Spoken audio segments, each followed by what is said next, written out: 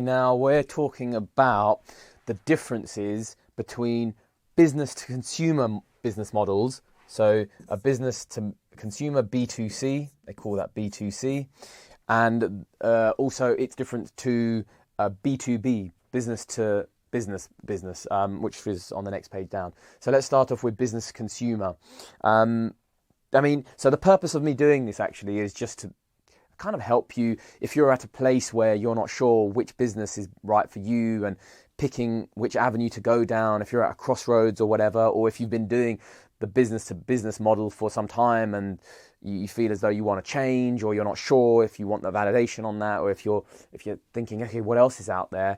I'm just sort of laying down the two different types of businesses out there, two different business types that you can go into, and obviously if it's of interest to you, then this might help. So obviously with business to consumer, what you find, so what that is it's examples would be something like singers or movie stars or utilities companies, whereby a business is actually supplying something to the consumers. So you'd go out and typically, I don't know, you'd buy a record from a singer, or you'd buy a product. That product has been manufactured by a business, but you're buying it and you're the consumer, you're an individual. So that's one type of core business, which obviously is around us wherever we look. It's easier to see, much more visible. So we've got the business to consumer, and the focus with business to consumer, I find, is brand awareness and branding. There's a massive push and a massive focus on brand and marketing and really pushing themselves out there into the public domain. And these organizations that are trying to find those consumers will be doing their best to try and push themselves out there through whatever means necessary. So you might get them billboards, adverts on TV, trying to really get in your face, banners on websites and all of that. So brand awareness is massive, along with marketing in the business to consumer world. And then obviously it's based very much on volume. So they are looking for the masses. They are looking for the businesses that are working in the B2C arena are ideally looking for lots and lots of people to actually buy their product or service. So, I mean, Apple could, for example, Apple products, Apple could not be as large as they are today if they only sold 5 Apple iPhones and that was the end of it. So, yeah, they need a continuous foundation, a base of customers that continue to come back and buy, but there needs to be a good amount of them. Many say that the best starting point is to have 100 loyal customers, and then that can grow organically to 1,000, and then 1,000 is sort of meant to be the ideal place to start as a good platform. So volume is what we need with a business consumer model. And then what we've got is obviously with advertising and marketing, there's a massive, again, as I mentioned, there's a massive push, but there was a statistic recently released where they found that people need to see a brand or a product in order to gain trust with it and to be able to then purchase and spend their money on this product. There needs to be at least 70 touches. So there needs to be a 70 exposure points where you're seeing it. Okay, it's on the board there. Oh, it's sponsored by a football team, or it's showing up here. Oh, this brand's here as well. Oh, I turned the TV on, the brand was there. Oh my God, I'm on the internet. It keeps on coming up, this brand. So eventually, subconsciously, it starts to really go in, and it makes it easier to build trust and confidence with you, and then eventually you are happy to then spend your money on this brand. So they've found that to be about 70 touches in today's time. It used to be a lot less back in the days, obviously, but we have so many different products and services out there today. So, we're sport for choice almost. So there is a larger number of times that we need that exposure to that brand or business or product. There's a lot of focus when you're doing B2C on having a nice website, a good funnel in place, and everything should be running. The mechanics of it should be running. A lot of the times there's email marketing that takes place, there's content marketing that takes place. Again, it's all geared around having your presence pushed out there into the masses and just constantly keep filling up that funnel. I talk quite a bit about a funnel. So, the funnels are everywhere. And the funnel is a good sort of example of life, basically. You have to constantly have lots of prospects in that funnel for a few to turn into sales. So for Apple iPhones to be selling the amount that they are today, they had to have billions of people in their funnel for millions to then buy. So, a funnel is behind everything. And you've got a multi-level approach with business to consumer. And the multi-level approach is they'll be approaching you through social media, through advertising, or through advertising on TV, billboards, whatever. There will be no stone will be left unturned, or it shouldn't be, at least when you're trying to reach the masses and the consumer and the individuals out there. So it's multi-level approach, and there needs to be a focus on that. And obviously you can focus on one traffic source, but eventually you want to start to diversify that portfolio and start to reach as much as you can. So for example, some people might use, if you're starting out in a business to consumer business and you have some sort of a training, for example, or you have a software that you've developed and you want the consumers to buy that software, then obviously starting out, say for example, with YouTube advertising and advertising just purely on YouTube, sure, that will get you to a certain point and a certain place, but then there's going to be untapped exposure that you're missing out on, maybe in Facebook or in other social media platforms. And so again, you start to really build up that multi-level approach. So that's for business to consumer. And then we have the business to business model. And the business to business model, again, it just depends on what it is that you're actually looking for and where your skills lie and where your interests lie. But essentially, the business-to-business model, it's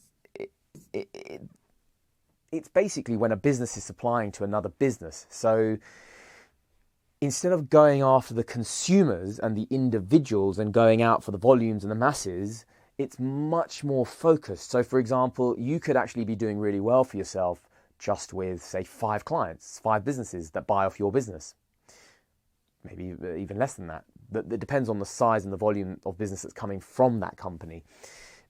But the key point here is that there's much more of a faster start, so you can start faster. So for example, you could pick something that you're going to supply to another business, whether that's consultancy, some sort of software or hardware. And that there's so many things you could sell to a business. There's businesses out there. I mean, you've got solar panel businesses. You've got businesses that require computers and hardware and different types of specialist software. And there's so many items that businesses are buying on a daily basis because they need to replace whatever it is that they needed, that they purchased years ago, or there's a PC that's broken and that needs to be replaced because they don't have the time to repair it. So and the bigger the company, the bigger the churn. So there's a constant run rate. But you have to be the one to grab the bull by the horns and find these decision makers and find these guys in these roles that are actually, these job roles that are actually doing the purchasing and have the power to do the sign off. So we would call that looking for the man, M-A-N, the guy with the money, authority and need. We need to find the man. Guy with the money, authority and need. And this can be done through cold calling. So you could get your hands on a directory of businesses. They could be local businesses, they could be large corporates, whatever it is. Get their numbers, find out the main hierarchies and the structures within the departments. You can do this actually these days with LinkedIn as well. You can do this through LinkedIn. LinkedIn. Spelt that, made a mess of that. But LinkedIn, you can also use different types of social media platforms. Social media, there's also directories out there, loads of directories out there. But the directories that are available might not have all up-to-date information. So that's the one thing to kind of notice. But directories can be accessed through public libraries even in some cases, because a lot of this data is actually public knowledge. So once you have these names, then it's a matter of calling, basically. Start calling for these people and start introducing yourself, find out what services and things they have in place at the moment, what needs they have, how you can help, and boom, allow them to make that decision. And do that enough times, and guess what? You will have a buyer, you will have a company. And So you can also do door-to-door, knocking on doors. You can go around networking, start off local maybe if you like, or go to networking events, talk to people. Personally, for me, cold calling is far more efficient. You just start picking up the phone. It takes a bit of courage, but eventually when you get used to it and you start building up to it, it's hearing no's and rejection, which is going to be a very common thing.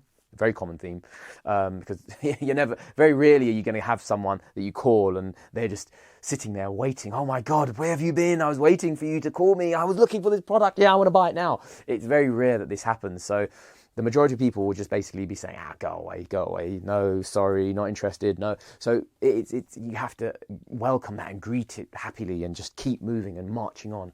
So again, there's a massive focus on this. There are marketing techniques and methods out there where you can bring people in, but ultimately it will be about relationships. It will be about building relationships. Business to consumer will be essentially, it's about building a relationship with the staff, the certain employees that you're doing the business with, the sign-off guys, the bosses, whoever it is that you're working with. You will have to develop a strong relationship, working relationship. In some cases, sometimes people have personal relationships. They develop personal relationships with a lot of these guys. So it depends on which way it goes. But the point is it all comes down to the relationship. And that is a key focus. So as opposed to, for example, with business to consumer, you wouldn't necessarily you would have to have some sort of relationship with the individuals in business to consumer. Otherwise, they won't come back to buy your new your new updated products next year, for example.